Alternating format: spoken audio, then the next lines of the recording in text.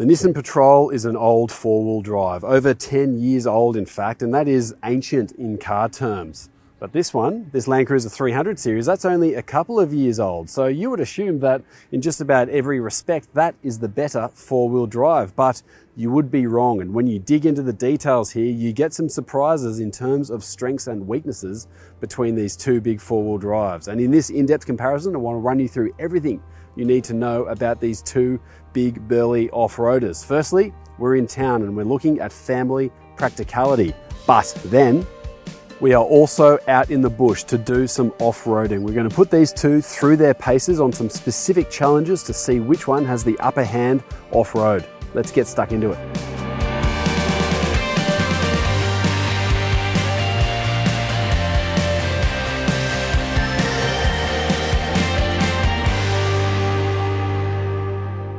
The older of these two is the Nissan Patrol, with the Y62 generation dating all the way back to 2010. And we've got the top spec TIL model here.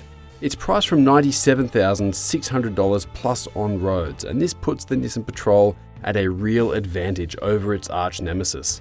There was a facelift in 2020 which brought a revised suspension tune and some new technology along with an updated look. However, Australia does miss out on the interior upgrades that other left-hand drive markets enjoy. On the other hand, the Toyota LandCruiser 300 series is an all-new model that debuted only 2 years ago. We've got the Sahara model here, which costs $135,501 plus on-road costs. So that's over 35 grand more expensive than the Patrol. Both of these rigs hit similar notes in terms of specification overall. There's 7 seats, a cooled center console, rear seat entertainment, heating and ventilation for the front seats, a power tailgate and upgraded sound system. In terms of differences, the Patrol has a digital rear view mirror, while the LandCruiser gets a heads-up display, heated steering wheel, power folding third row and much newer infotainment system with Apple CarPlay and Android Auto. Sahara also gets heating and ventilation for the second row outboard seats. Under the bonnet of the Patrol is a 5.6 litre naturally aspirated petrol V6, and it makes 298 kilowatts and 560 newton meters. This runs through a 7-speed automatic gearbox with a low-range transfer case and permanent four-wheel drive system. That uses an electronically controlled clutch system to connect the front and back wheels. Interestingly, the rear differential is lockable in the Patrol, but it also has a helical limited slip function, which means it's a limited slip diff as well, and it's gear-based, which is generally speaking better than a clutch-based setup. Where the Patrol is petrol only, the LandCruiser contrasts with diesel being the only available powertrain. This is a 3.3 litre diesel V6 which uses twin sequential turbochargers to make 227 kilowatts and 700 newton meters. This runs through a 10-speed automatic gearbox and permanent four-wheel drive system. There is a traditional lockable center differential here, as well as a low-range transfer case. However, there's no locking or limited slip diffs front or rear.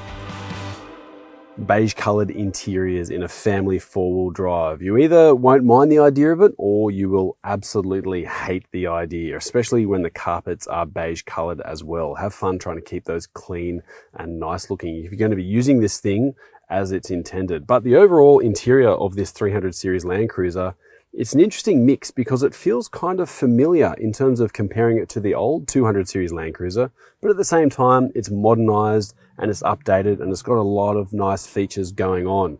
I say old-fashioned because we've got things like a CD player here and a brand new model four-wheel drive. That kind of tells you that Toyota's not completely throwing the baby out with the bathwater in terms of going with a new look and feel. But I do like the big chunky buttons and dials going on here. In comparison to some new cars that have really little things that might look cool or things on your display that do all sorts of different things, these can be used nice and easily. You can find what's going on very easily as well. Although I would still prefer a volume dial that you can twist up and down quickly in comparison to these buttons here, just for that ultimate ease of use. Now we've got a wireless phone charger here. You can pop down this little bad boy and you've got a single USB-C in there, plus a USB and a 12 volt. And I also like this center console as well. It's kind of tricky. You can open it from this side, but press that button on that side, you can open it there. And also, for those in the back, there's another button as well. So that's easy to get to. And of course, in this spec, it's cooled. You can get a sense of the width of this cabin by looking at the size of the center console in this LandCruiser, and that is something shared with the Patrol as well. But something that isn't shared is a more modern infotainment system. This is a relatively new system for Toyota. It's worth noting that they have moved to an even newer system in some cars, like the Corolla and some Lexus models, but still, this system is quite good. You've got Apple CarPlay, you've got Android Auto. That's two things that the Patrol doesn't have.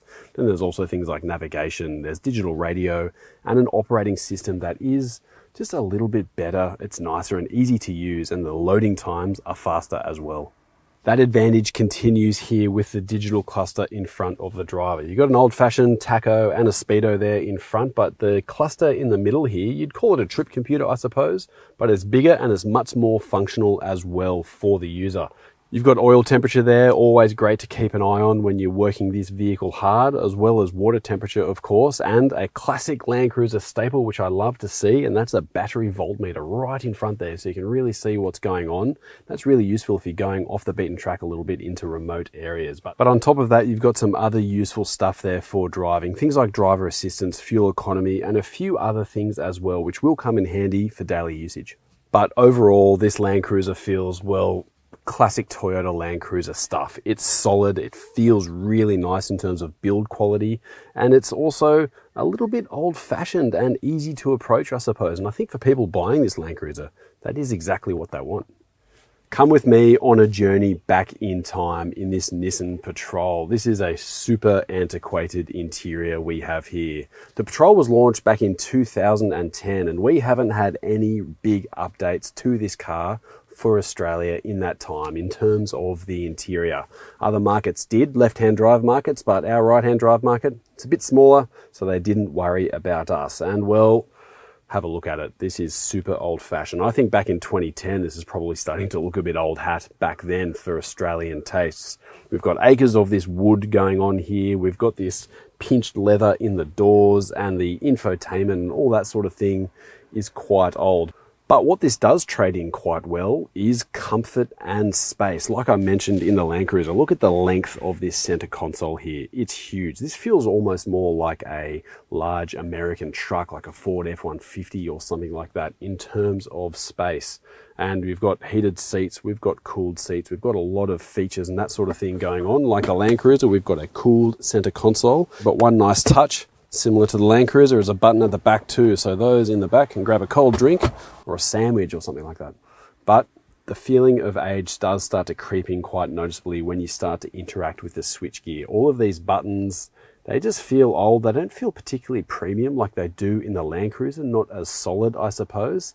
And this infotainment, well, it belongs in a museum. The loading speeds are, well, laughably slow in comparison to anything modern. It just takes a long time to get around. The response to touch isn't very good. And it's just lacking features as well. There's no Apple CarPlay, there's no Android Auto, there's no digital radio. It does have navigation, not that it's particularly good. And well, that's about it for that system really. You'll be plugging your phone in via Bluetooth or something like that to listen to music. But otherwise, we've got two cup holders here in front. There's a 12-volt power outlet in there. We've also got another 12-volt and two USBs up front. So power is done quite well. There's an extra storage thing there. Hazard a guess that that's an ashtray or something for a different market, but not for ours. The seats are comfortable. It's like a big lounge chair. You've got good adjustment here through the seat, and also you've got an electrically adjustable steering column, which is a nice touch. But the thing in front of me here, you've got a speedo and a tacho, plus some extra dials as well going on. Just like the LandCruiser, we've got battery voltage, we've got oil temperature, we've got water temperature, and also obviously the fuel tank, and then speedo and tacho. But in between all of that is a small and once again, very old multifunction display in front of you there. And there's a little bit of information you can dig through, use these buttons up here surrounding the machine.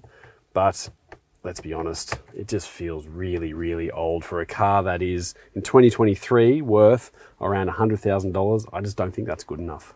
But otherwise, you know what?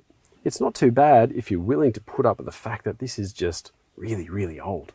This is the second row of the 300 series LandCruiser. I've got my seating position up front there, and I can show you things like legroom and headroom. I've got a suspicion that the Patrol might be a little bit bigger in the second row, but we'll have a closer look in comparison in a second. Why I say that though, you can see my amount of legroom here on offer, and this screen, which is bigger than the Patrol's screens in the second row. You've got a bit of adjustment available as well, but it's kind of in your face and it does really eat into a little bit of the legroom there, I think. There's a fair amount of headroom on offer though, and the seats are comfortable overall. You do have a tilting function here, which is handy. If there's no one in the back, you can get even a little bit more comfortable as you watch your favorite show on there. You do have dual zone climate control in the back here, so that's 4 zones in total. And there's a whole bunch of buttons going here on the back of this console here. There's HDMI, there's volume outputs for your headphones you can put in. There's 2 USB-C power outlets there. There's a 12-volt plug as well. Heated and vented seats in the back. You really can't ask for a whole lot more in the back of this in terms of creature comforts, but let's have a closer look at the space in that Patrol to see if it's got any advantage. I've set myself up with my own driving position in this Patrol, and as you can see, legroom, this car has a distinct advantage over the 300 series LandCruiser. I think partly because your displays here, which is standard in the TIL spec like we have here, they're up in their headrest and they're not as imposing, but also I think there's just more space available in this Patrol. So if you're looking for something just with the ultimate amount of size overall, this car does have a little bit of an advantage in that regard. You've got a tilting ability in the backrest just like you do in the LandCruiser, so you can get nice and comfy as well. And you do have single zone climate control here. There's a couple of other things going on there. You've got your headphone outputs with volume dials. You've also got a couple of USB power outlets. There's also a 12-volt down there as well, plus another USB and a HDMI. So there's a bit going on there, not as much as the LandCruiser. You'll notice that there are no air vents there, but they are instead up in the roof here. So you are getting fresh air in the back. So probably not as sophisticated. It's missing a few details overall, but in terms of raw space, this is the winner in that regard. This is the third row of the 300 series LandCruiser, and in all honesty, it's not too bad of a place to be, even for an adult of my size. Access isn't too bad. That second row tumbles forward with one pull of a lever. And we've got a decent amount of legroom on offer here. My feet are in a fairly high position. You can see my knees are kind of raised up a bit. The floor isn't that low, but headroom's actually not too bad. And, you know, even though the knees are high, this is pretty comfortable actually. We've got 2 cup holders per side here. There's USB power outlets per side. There's air vents as well, so you don't miss out on too much. And because this is a Sahara, you get the fancy electric folding third row, which will probably impress your friends. But one thing I did notice that this doesn't have, in comparison to the Patrol, is a single top tether point in the third row here. The Patrol does have one, so that's one small detail, but at least you do get airbag coverage in here. There are 10 airbags in total inside this LandCruiser 300, and that does include curtain airbags for the back here. Here is the third row of the Nissan Patrol, and I think it's just a fraction tighter overall in comparison to the 300 series LandCruiser. I haven't got as much legroom going on here. There's a bit of a wheel arch that eats into things a bit, and I just don't have as much knee room either, I don't think. But headroom is in good supply, and I do have a nice amount of backrest going on here, so I can get fairly comfortable into the back of this Patrol as well. It's quite good. Twin cup holders on both sides, that's a nice thing. We've got air vents as well, somewhere to hold on, maybe if you're going off-road or something like that, but we don't get any power outlets here. And this is an old-fashioned manual third row. You don't get that fancy electronic function that you do in the LandCruiser. But for kids and that sort of thing, this isn't too bad. You do get that top tether point, like I mentioned before. And although this Patrol only has 6 airbags in total, that's 4 less than the LandCruiser, you do get curtain coverage in this third row. Accessing the third row of this Patrol isn't too bad. There's a handle there that tumbles the second row forward with one motion, and it's worth noting that the second row does tumble forward with the big 60 split on the passenger side, on the curb side of this car. So that does give you a little bit of extra access, I suppose, in terms of getting in, but it does make it a bit heavier. So if kids are doing it, or older people or something like that, they might have a little bit more trouble with more weight to contend with. There is room for 2 in the back of this Patrol, just like the LandCruiser, so they're both 7-seaters overall. But it is worth noting that the lower spec TI Patrol is actually an 8-seater overall. You can supposedly seat 3 into the back here. I haven't tried it, I don't know how good it is, but there you go. I do like the fact that we do have this top tether point here, like I mentioned before. It's in the seat that I'm in at the moment, so you can fit a baby seat into the back here. And although this does have less airbags overall in comparison to the LandCruiser, there's 10 in that, There is only 6 in this one that does have airbag coverage, curtain airbags that goes into the third row, which is good news. As you'd expect in a car of this size, the boot of this LandCruiser is huge. One thing I notice here, this third row does fold perfectly flat into the floor, and you've got a nice square space. And I mean, in terms of how big you want your boot to be, I don't think you really need it to be any larger than this. In terms of some features here, we do have a 100 watt 220 volt power outlet there. That's something the Patrol doesn't have, and it is usable, or useful I should say, on road trips and that sort of thing. You've got 4 tie down points here for when you're putting some cargo in the back, but some other smaller details. Open this bad boy up and you've got a bottle jack hiding in there. I prefer that to the scissor jack that the Patrol has. And on the other side here, there is also a fuse box, an accessory fuse box with lots of blank spaces there. So if you're the kind who want to put some lights or a radio or something like that, you could probably utilize this for fusing up all of your 12 volt accessories. That's a nice little detail. Now, I'll just pop this third row up here. It takes a little bit of time, so bear with me. Now I'll pop these headrests up for the full picture, but this is the amount of boot space you've got in this LandCruiser in 7-seat mode. And as you can see, there isn't a whole lot on offer. You could probably fit a week's worth of groceries into the back here, but in terms of anything bigger or bulkier, I don't think that's the case. And well, the Patrol does have an advantage in that regard. Let's go and have a look.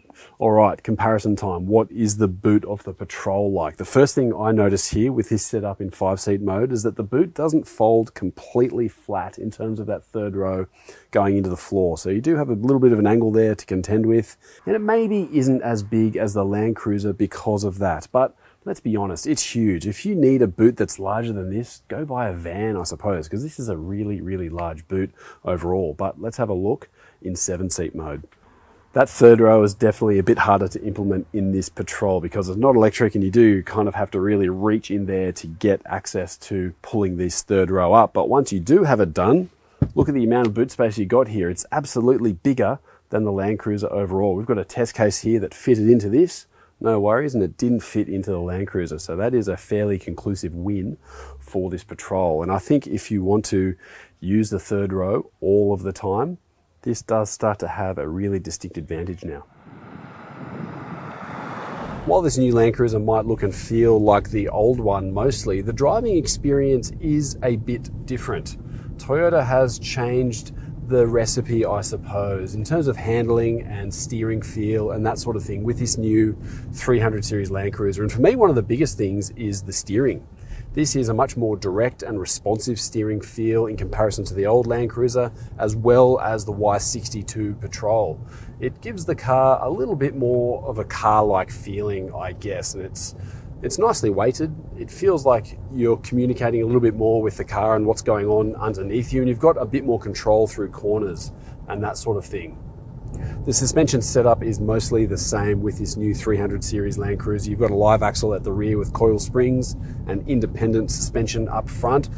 All of that geometry has changed, however. This is a new ladder chassis platform that we've got on this 300 series LandCruiser. And so that means that this is effectively an all new car. They haven't just thrown a new suit over the top of the old 200. This is effectively all new from the ground up. And the end result is something that feels a bit stiffer, I think, in terms of ride quality. It's not as soft and wallowing as the old 200 series, and I think the Patrol has an edge in terms of ride quality overall. When you're going over imperfect surfaces, the Patrol does tend to soak up those bad surfaces a little bit more nicely than in this LandCruiser. You just get that slight little bit of additional jiggle going on in this car.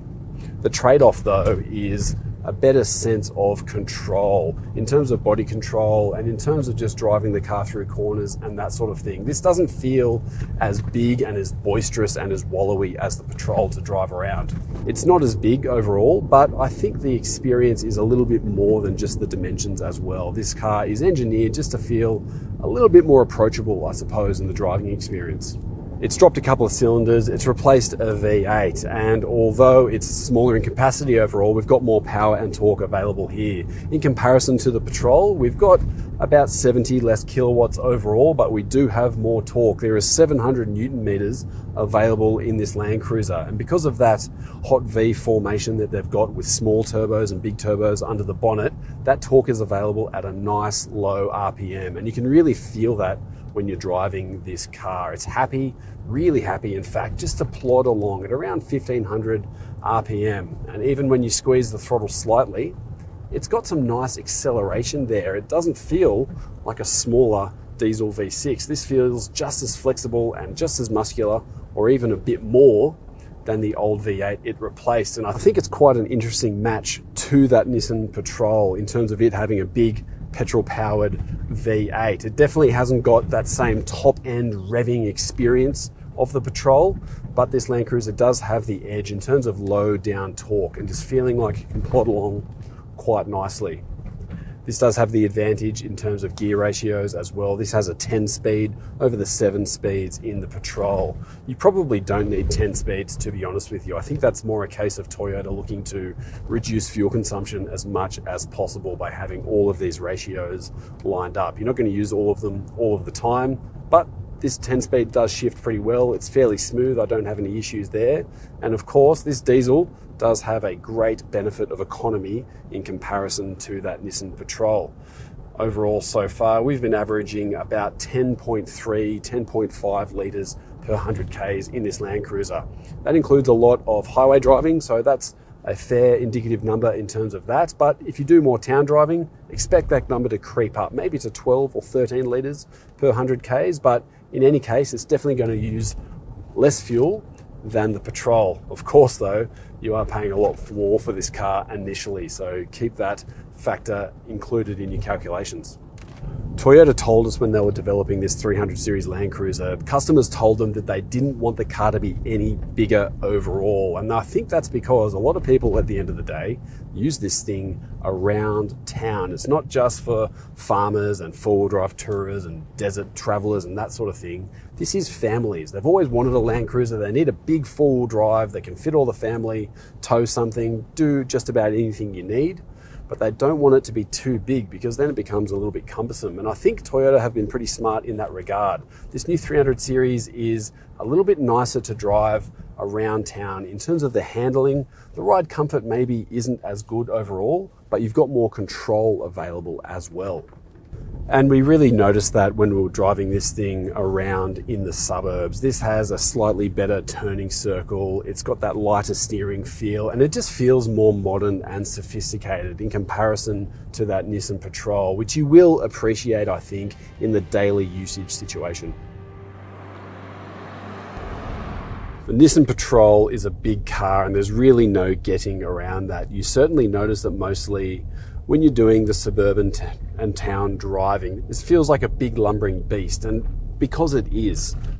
This thing weighs around 2.7 tons overall, and it's got a bit of a size advantage over the LandCruiser 300, and by advantage I mean this is bigger. The ride height is quite high, the seating position is quite high as well, but you might be surprised to find a pretty good ride comfort on offer in this Patrol. It's got independent suspension all round, it's got a hydraulic body motion control system, which effectively does away with sway bars, but does a decent job of reining in body roll when you're going around corners. Naturally, this thing is no sports car. It's very big and it's very heavy at the end of the day. So as soon as you start going through corners with speed, you start to feel that weight really play into things. And the steering is a little bit more old school as well, I suppose, in comparison to the LandCruiser in particular. This is a bit slow, maybe a little bit doughy, but if you're used to driving old school four-wheel drives, you'll find this fine, no issues at all. It's just a case of getting used to it, I think. But once you get out of town and onto the highways and the long country roads, this Patrol does start to feel more at home. This V8, 5.6 litre petrol V8, no turbochargers, no hybrid, no electric, none of that business. This thing's just a great engine. It feels torquey, it feels flexible, and it's really happy to rev actually, right up to around 6,000 RPM. You've got nearly 300 kilowatts up there. There's 560 Newton meters of torque as well. That's a good solid number, I think. And it leaves you with a car that just feels really happy and flexible and muscular in terms of just cruising along. If you do need to punch it, sometimes you do, getting onto the highway or overtaking or something like that, there's ample power available here. And even though this is a really big car, it's actually got decent performance on offer. And this 7-speed automatic gearbox, it does a really good job as well. It makes good decisions. It doesn't need to work too hard because there's a lot of flexibility available in this engine, and it matches up really nicely. So when you're out on this open road, this Patrol is a really comfortable and easy way to chew up bulk kilometers. Big car, big V8, you can expect a big fuel bill as well with this Nissan Patrol. It's probably not as bad as you might expect, and it will depend on your own driving habits. If you cruise around nice and gently, you'll get somewhat respectable fuel economy, I think. It depends on what you define as respectable, but we've been averaging around 16 to 17 litres per 100 Ks, depending on how much town driving you throw in the mix. On the highway, the open road, you might even get a number that starts with 15 if you're really cruising along nicely, but get into town and you might see 17s, maybe even 18s, especially if you enjoy the noise of this V8. It's a little bit quiet, but once it's revving hard, it does have a nice little note that comes into the cabin. In comparison to the LandCruiser, this Patrol does feel a little bit like a dinosaur in a few ways. Old school engine, a slightly more old school driving experience, but that is kind of the advantage as well. It gives people what they want, I think, and with all the reporting going on at the moment, the next generation Patrol is going to go to a twin turbo V6, so if you want a V8, this is your only choice.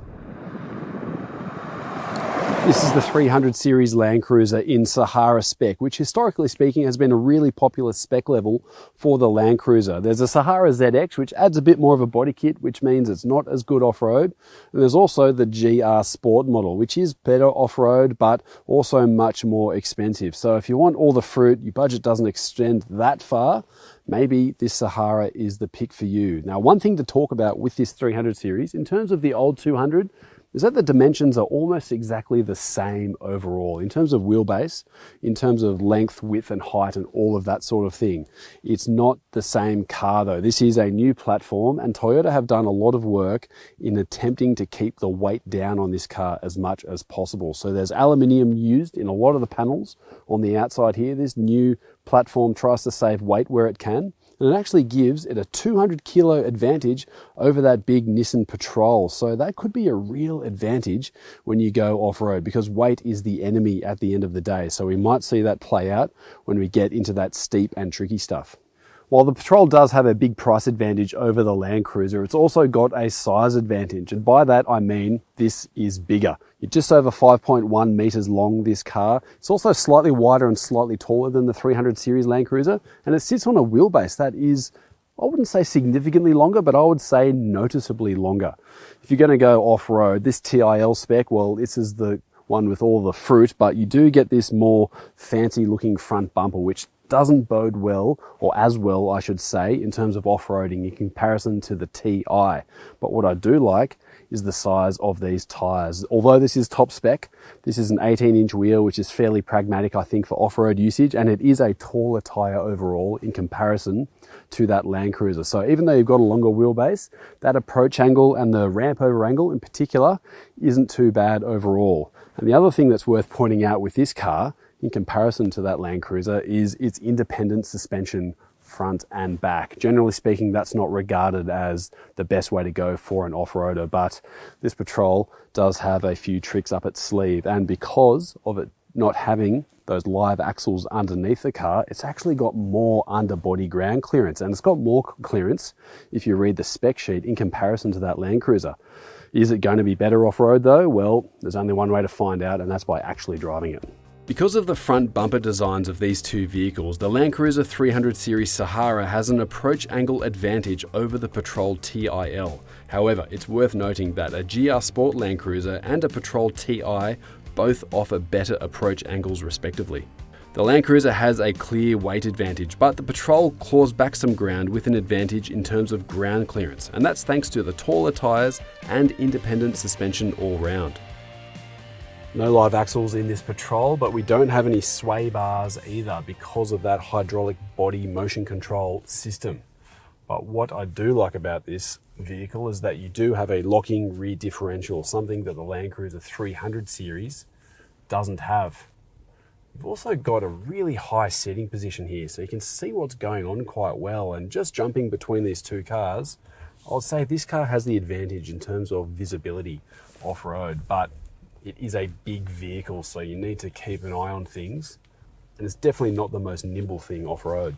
Currently in low range, I've selected first gear, and I'm in a rock crawl driving mode. There's a couple of other modes there to choose from. And you also have a downhill assist function, which works pretty well. But at the moment, I'm just using my brakes to ease my way down this hill. But the real test will be how it comes back up the other side.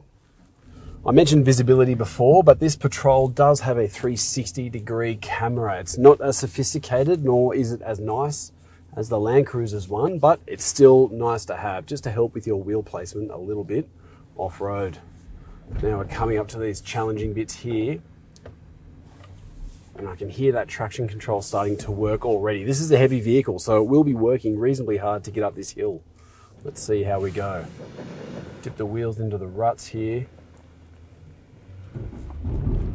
There we go, it's working away there. And it has moved forward. Just steady throttle application there.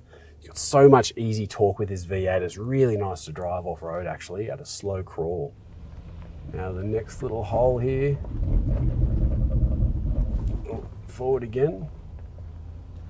There we go, not too bad. And I haven't used the diff lock there for that part of the drive, but there is an additional rear diff lock that you can use when things get even harder. Now you might be wondering, if you're watching this at home, why is he driving so slowly? You could probably hit that with a little bit more momentum and pace to get up, and I agree with you, you probably could.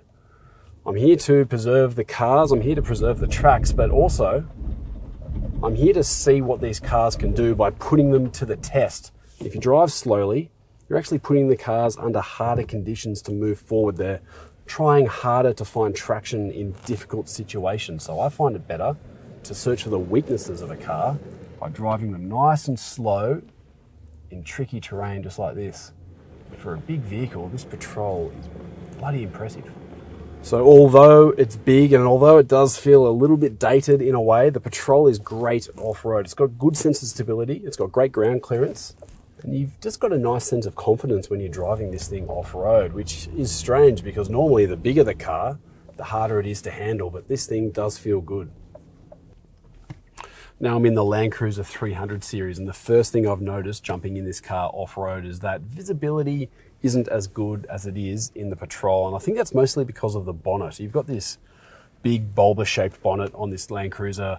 It's a bit of a valley, or I suppose, in the middle that helps looking over the front there, but figuring out where your corners are and figuring out where the wheels are just doesn't feel as intuitive as the Patrol. But you do have a really nice 360-degree camera system here. It's got a lot of clarity, lots of different viewing modes and that sort of thing. So that does certainly help out when you're trying to figure out where those rocks or trees are off-road. Now, instead of having a locking rear differential in this LandCruiser, we've got none of that, but we do have a locking center diff, just in the way that the four-wheel drive system works. The Patrol's diff does lock as well effectively in terms of off-road driving, so there's not a huge difference there in this kind of terrain. But we've also got a different off-road traction control system. This is a Toyota proprietary system, and it is quite impressive. We're going to see how it goes in just a second off-road. One thing I can tell you is that the downhill assistance function in this car is a little bit more sophisticated and better than in the Patrol. You can control the speed of the descent effectively by using this big knob here on the dashboard. Nice and easy to use. It makes the car a little bit more user-friendly, I suppose, for novices. But it also comes in handy if you're a bit more of an experienced four-wheel driver. There is a cool party trick in this 300 series LandCruiser that is an improvement over the previous generation model. If I go into the DAC and crawl mode and press this button here next to the center diff lock, I can reduce my turning circle off-road. The car, you can hear it groaning away underneath me there, but what it's doing actually is applying the brakes to the rearward left wheel of this car, and it's effectively turning itself like a skid almost, like a slow motion skid through a corner so you can make a sharper turn. quite useful in tricky situations, but it does leave a bit of a skid mark on the ground and it just makes all kinds of noises as well, which is a little bit unsettling in your 6-figure off-roader. All right, let's go up this hill. I'm in rock mode, I'm in low range, I've got that center diff locked. I'm gonna go nice and slow once again and just see how this car fares. It doesn't feel like I've got as much clearance in this LandCruiser, but I haven't bottomed out just yet, so that's probably more just assumptions from the seating position and visibility and that sort of thing. As we go nice and slow here, traction control's starting to work there actually. It's a very nice system. It's quite smooth and it picks up on wheel spin very early actually. So despite not having a locking rear diff, you'd almost say this doesn't need it because that traction control is really nice. All right, we're coming to a halt there. The car's looking for traction. Doesn't want to do it though. Let's try again.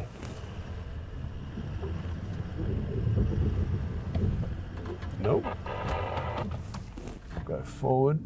I think the car might be bottoming out there slightly. There is an advantage there in the Patrol. Taller tyres and a taller body, I think, was allowing it to get through. I'm just going to hit this with slightly more momentum. All right, there we go, we're through. There you go. If there's a difference between these two off-road, it's really minor, and maybe the Patrol has a slight edge just from that situation. Toyota has stuck with the combination of a live rear axle and independent front suspension in this LandCruiser, which makes it different to the Patrol, different to the Land Rover Defender, but similar to the old 200 series. If it ain't broke, don't fix it, I suppose, but this has all different geometry. It's a different platform altogether. And it does have a nice sense of stability and articulation off-road. It does feel quite at home, actually. A little bit confidence inspiring once you get used to the size and visibility of this car.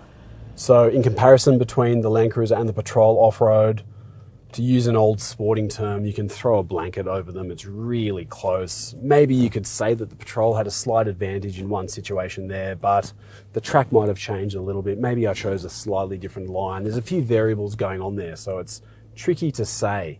They're both very good off-road, however, I can say that quite easily, and they both do it in a slightly different way, so it will come down a little bit to personal preference, I suppose. The additional ground clearance and taller tyres of the Patrol is a distinct advantage here in this kind of four-wheel driving, but the hydraulic body motion control system of this Patrol means suspension modifications will be more complex to pull off for those who want to do it, and that is in comparison to the more traditional live rear axle and independent front suspension of the LandCruiser. I always get excited by the prospect of a comparison between a LandCruiser and a Patrol because it means coming out and doing a bit of driving out in the bush, but it's also a comparison between two of the biggest names in the Australian automotive landscape, and it's got two such loyal camps of followers behind them. And I'm sure whatever decision I reach here, there'll be a lot of people telling me how I've got it right and or wrong. But when I do get to reach that decision, the excitement kind of leaves my body a little bit because it's a tough one. Despite this thing being so much older than this one, it's not as clear cut as you would think. Clearly, there's a few obvious things to cut off here. If you want diesel, your decision's made already. If you want the safest option, the decision's made once again. You want the most technology, you want the most sophistication. Once again, the LandCruiser has this Patrol covered, no worries. But there's a big question of cost here, especially when you compare TIL to Sahara, which do line up both of these vehicles in terms of a lot of specifications. We've got 18-inch alloy wheels, we've got leather interior, heated and vented seats, cool boxes, rear seat entertainment. They hit a lot of the same notes, but this one does it for about $30,000 less. So if you're going to choose this car, I get why you can. And when you look at the drive verdicts and reviews over the years, the Patrol will probably lose to this LandCruiser because it's a bit newer and is better across the board. But for me, that saving of money means in this comparison, I'm choosing the Patrol because it's a lot cheaper, it's a little bit bigger, and it hits a lot of those same things, even if it goes about its business in a slightly different way. This is still a very impressive vehicle. Now it's worth putting a little bit of extra context into this decision. If this was Drive Car of the Year, for example, or something like that, someone else from the Drive team was running this comparison. We are a broad church at the end of the day, and someone else might come to a different conclusion. However, I'm out here at the moment, I'm testing this Sahara versus this Patrol TIL, and the decision I've reached, well, it just comes down to money. Money talks at the end of the day, and there's 30,000 reasons why I see this as being a better choice, the Nissan Patrol, than the LandCruiser Sahara, as good as it is. All right, there you go. Patrol beats LandCruiser. Hit me in the comments. Tell me what you know and what you think I've made wrong in this comparison. Let me know what you think. Which one would you choose? And I reckon some guys from the Drive team might be in there as well, giving me a bit of what for in there. But if you want to see a little bit more off-road action with this Toyota LandCruiser, I've got a great suggestion for you. Watch our 5-part series, Crossing the Simpson Desert, in a 300 series LandCruiser GXL. It's an amazing adventure and it's definitely worth watching.